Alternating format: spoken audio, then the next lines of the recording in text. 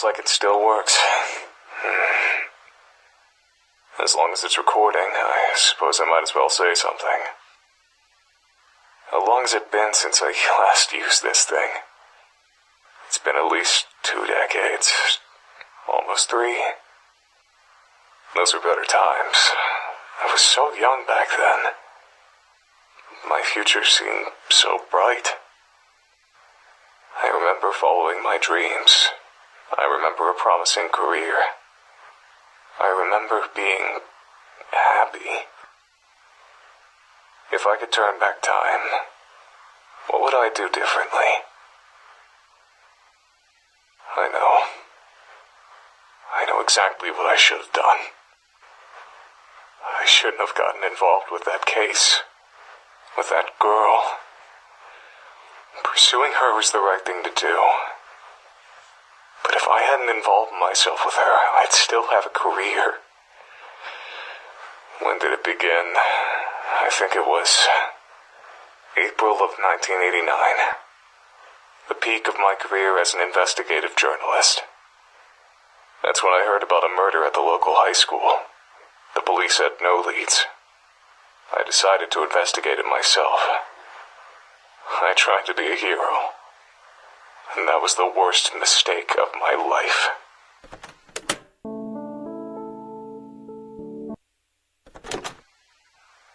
The school's faculty didn't let me conduct an investigation on school grounds. They were highly concerned with maintaining their prestigious reputation. They didn't want any police or journalists snooping around and ruining the school's image any more than the murder already had. Or maybe they just had something to hide and didn't want the authorities to find out. To this day, I still don't know how the school managed to convince the police that any crime that takes place on school grounds can only be investigated for 6 hours maximum. I heard a rumor that the school's headmaster bribes the police department to expedite their investigations as much as possible. There were a lot of unsavory rumors about the school's headmaster, but none of them proven to be true. Because I couldn't work around the school, I used to gather information by interviewing students outside of the school gate when they entered or left the school. It was at this point in time that I noticed a peculiar girl who was quite obviously stalking one of her seniors. I decided to keep my eye on her, and before long, I began to observe some disturbing behavior from her.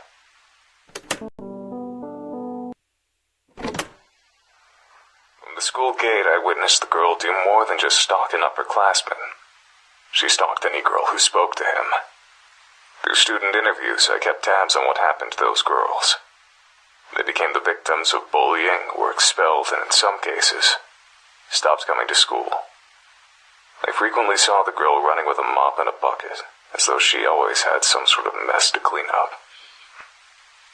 That girl was using manipulation, intimidation, and sometimes even violence to sabotage the boy's love life. If she wasn't above that kind of behavior, the possibility of murder didn't seem too far off. I didn't want to believe that a schoolgirl would actually commit murder just to keep a boy single, but the evidence was staring me straight in the face. That's when I learned a crucial piece of information. The girl who was murdered at the beginning of the school year had a crush on the same boy that was being stalked. The final piece of the puzzle had fallen into place. I knew that I had found the culprit. I went to the police with my findings. Took a lot of talking, but I was eventually able to convince them to take the girl into custody.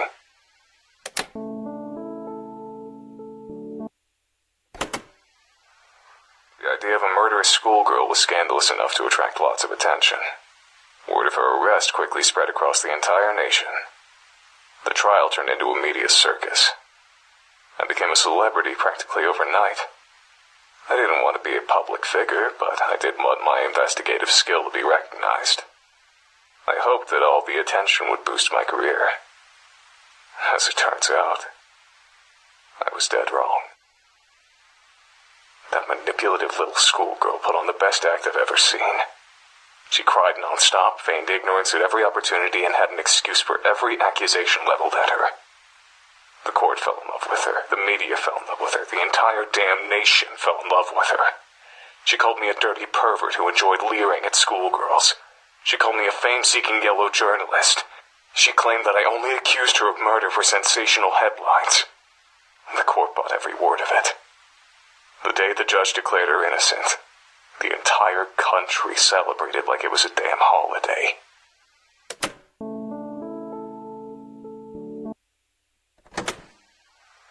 From that day forward, I was a national disgrace. I was known across the country as a lecherous journalist who stalked schoolgirls and tried to throw a girl in prison to boost his own career. I saw disgust in the eyes of every person who looked at me. My house and my car were vandalized every day for weeks. Needless to say, I was never able to work as a journalist again. The police department that arrested the girl was also the subject of national criticism. They were accused of being incompetent fools who would arrest anyone without sufficient evidence. Ever since then, the police in that town have been extremely lenient in an attempt to repair their reputation, and don't want to go anywhere near the local high school except for extremely brief periods of time. But the worst part of the entire experience didn't come from the media or the public. Immediately after the trial, I tried to escape the press by hiding in an alley behind the courthouse. Only one person found me there. It wasn't a journalist or a reporter. It was the girl that had just been declared innocent. I'll never forget her face that day. She was smiling, but her eyes were blank, empty, soulless, like a doll's eyes. She looked like she didn't have a single ounce of humanity in her entire body. With that smiling face, she said to me, "It would be very easy to make your death look like a suicide. Don't ever cross me again." She turned around and left without another word.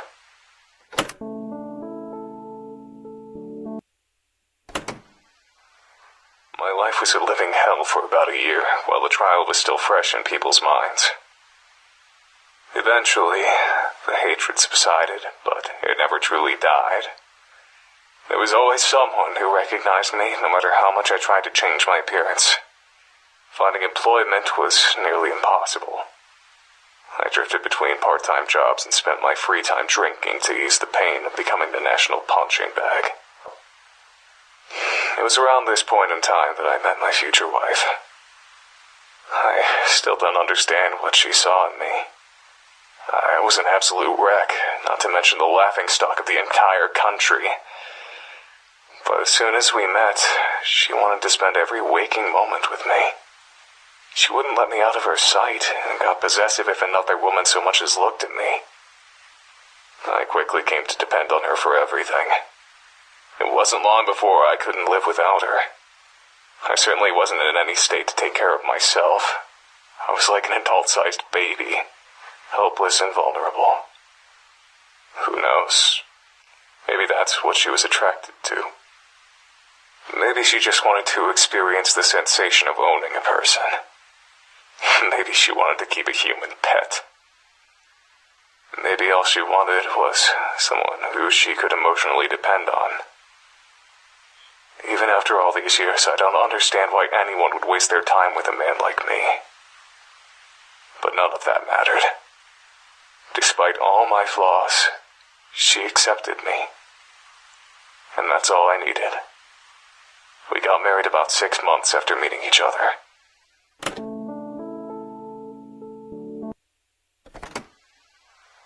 My wife died while giving birth to our only child. I still don't know how I possibly found the strength to keep going after I lost her. I was completely dependent on her for absolutely everything. I could barely take care of myself, much less a baby. Somehow, I managed to make it through those years. But even after all this time, I'm still a deadbeat drunk who can't hold down a job. It was very difficult to love my own infant daughter, knowing that my wife was dead because of her. I'm pretty sure I was a horrible father. She practically had to raise herself, and I never tried to spend much time with her or learn about her interests. Even now, I don't think I know very much about her. I don't even know what kind of person she's turned into. I don't even know what her everyday life is like. I know that she spends all of her time on her computer. She bought it herself. She seems to have a lot of money for someone her age. I'm afraid to ask where it comes from. Sometimes she comes home with blood on her clothing. I can't tell if it's her blood or someone else's blood. I try to stay out of her business. It's partially out of respect for her privacy, but it's mostly out of fear.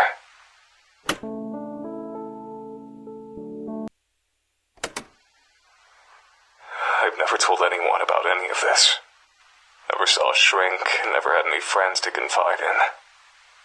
I thought that it would be therapeutic to record my feelings, even if I'm only talking to an obsolete machine.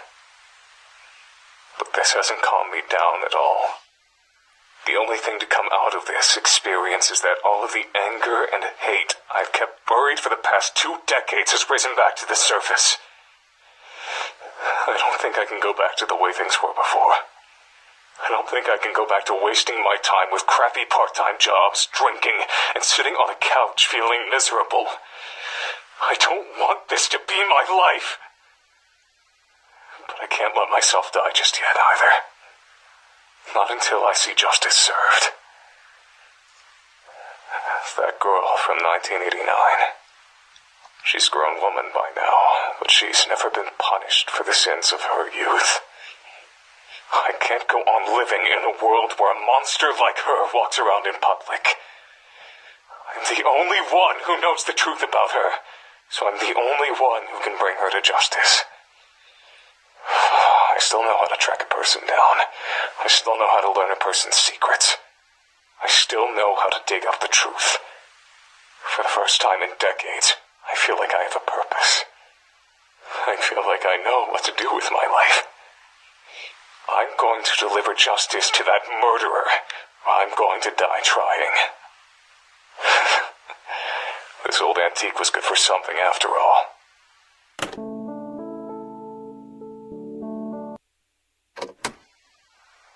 I found her. It wasn't hard. She never even moved out of her hometown. I've been following her around town for the past week. It's not that hard to follow someone without being spotted if you know the right tricks.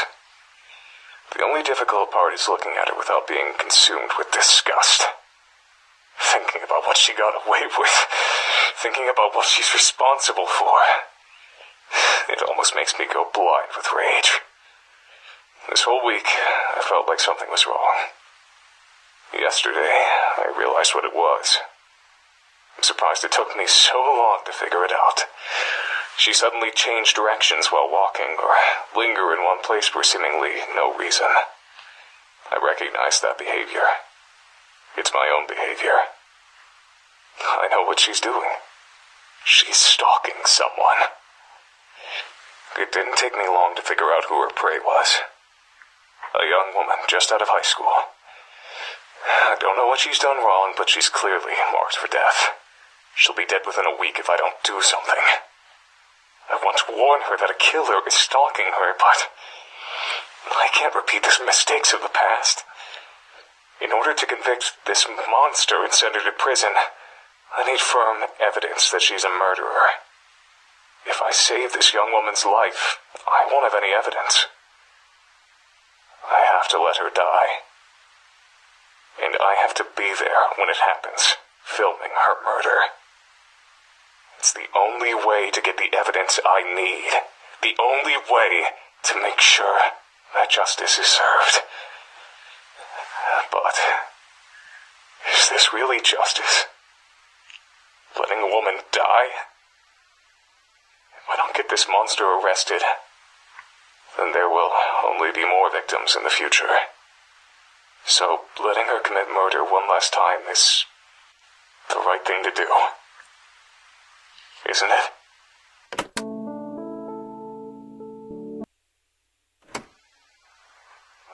I'm a goddamned fool. I got sloppy. She caught me. I followed her into an alley, lost her in the shadows. Then I heard her voice from behind me. Long time no see, Mr. Journalist. I turned around and saw her just inches away from me. She was smiling. I recognized that smile. It was the exact same smile she wore when she threatened my life in 1989. I didn't know what to do. I just turned and ran. I've broken a truce that lasted almost 3 decades. She knows I was after her. There's no way she'll let me live. I'm doomed. I can't go to the police. I'll sound like a babbling lunatic without evidence, and right now I don't have any. Even if they do listen to me and investigate her, they won't find anything. My only option is to leave town. No. Oh, no, it's worse than that. I have to leave Japan altogether. I searched for you, but I couldn't find you. I can't wait for you to come home. I have to leave immediately. I'm going to gather all of the recordings I've made so far and put them where I know you'll find them. That way, at least you'll know why your father disappeared so suddenly. I only hope that she doesn't try to get revenge on me by harming you. I don't know when I'll be back. I don't know if I'll be back. I don't know if she's willing to cross oceans to hunt her prey. If she is, I'll try to lure her into a trap, try to expose her true nature in front of the police. It's my only hope. I know you can take care of yourself. If I had more time, there's so many things I'd say to you, but I can't. Not now. Stay safe. I love you.